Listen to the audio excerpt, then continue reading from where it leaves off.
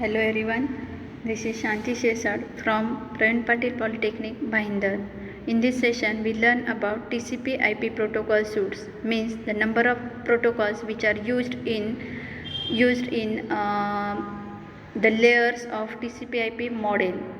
Okay, to perform specific function of that TCP/IP layers, because there are 4 layers in TCP/IP model. So the learning outcomes.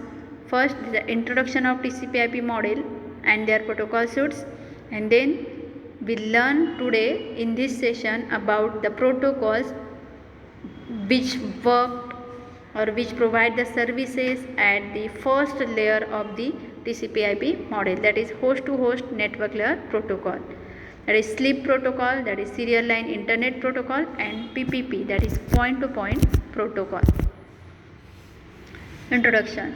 Basics of the explosive growth of the internet in recent years, that is TCP/IP, is now used on more networks than any other suite of protocols. Communication between computers on the network is done through the protocol suite.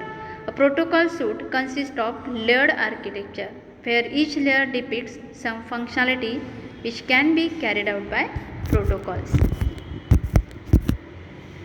This is the layered architecture or protocol hierarchy of the TCP/IP model, means which protocols work at particular layer. That is network access layer, that is Ethernet protocol, token ring, frame relay, and ATM. At internet, IP, ARP, IP security, and RARP. At host to host transport layer, TCP, UDP, IGMP, and ICMP. And at application layer, there are the protocol like Telnet, FTP, SMTP, DNS, RIP, and SNMP. So let's start with one by one. SLIP, that is Serial Line Internet Protocol, is an encapsulation of IP designed to work over serial ports and modem connection. It is commonly used for point-to-point serial connection running TCP/IP. It can be used on RS-232 serial port and supports asynchronous link. It is designed to transmit the signals over serial connection, which is the most case means the modem and telephone line, and has very low control over it, meaning that it does not add much information to the network layer data that it is transmitting. SLIP works by transmitting IP datagram received from the network layer and following it with the single framing bytes called an end delimiter. This is the SLIP format, that is packet format. SLIP uses an end delimiter to mark the end of each data packet. This is IP datagram formed with the help of SLIP protocol. Okay, that is end delimiter is added at the every end of IP datagram, which is packet received from the network layer. The limitations of SLIP protocol: it does not perform any error detection and correction function. It supports only IP, so it cannot be used for other networks that do not use IP address. For example, novel LANs. It does not support the allocation of dynamic IP. It works with only static IP configuration. It does not provide any type of authentication process. Next protocol is point-to-point protocol. It is a data link layer protocol and commonly used in establish the direct connection between two networking nodes. It provides the connection authentication, transmission encryption, and compression.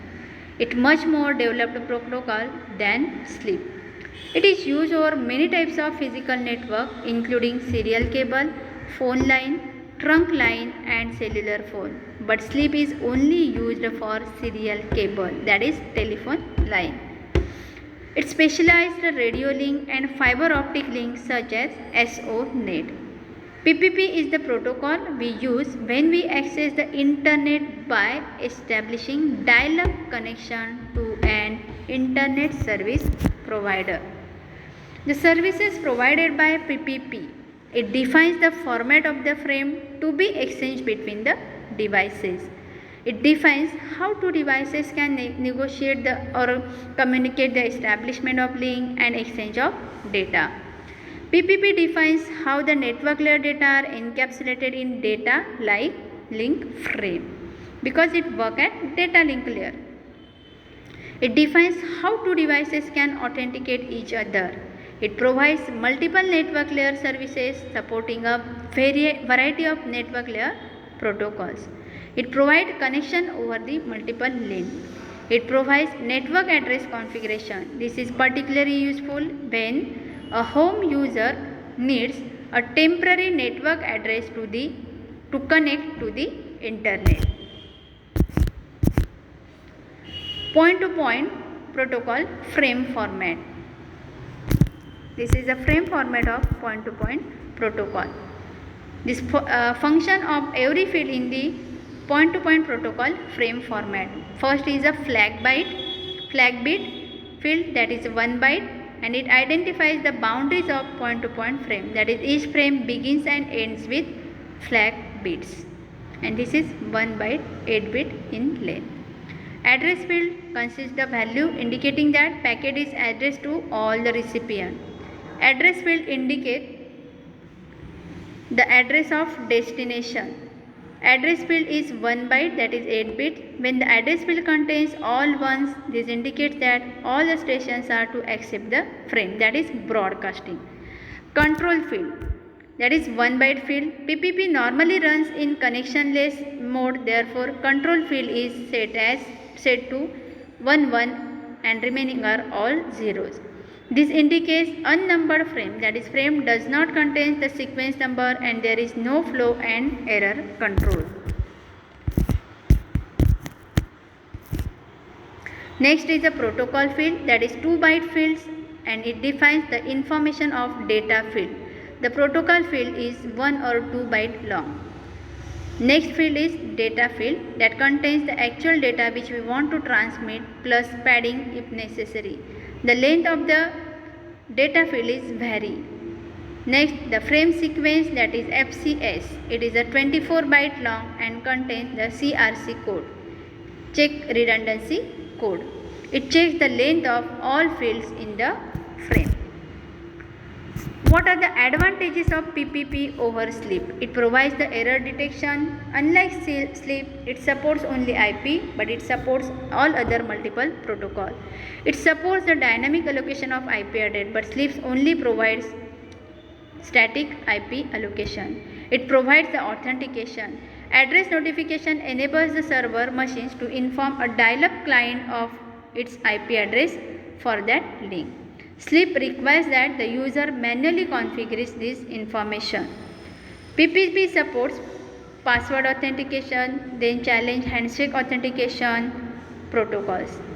PPP transmits passwords in plain text, whereas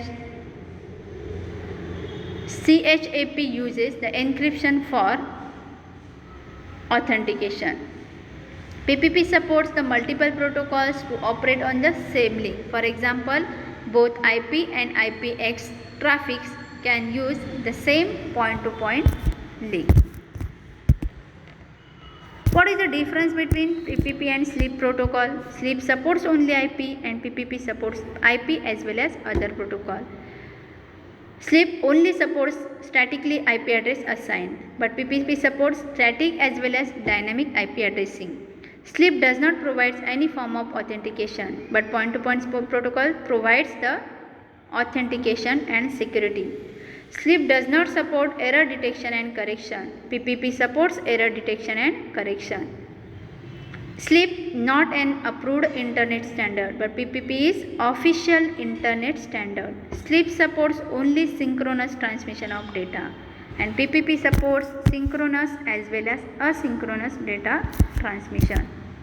Thank you guys. In next session we learn some new concept in our computer network.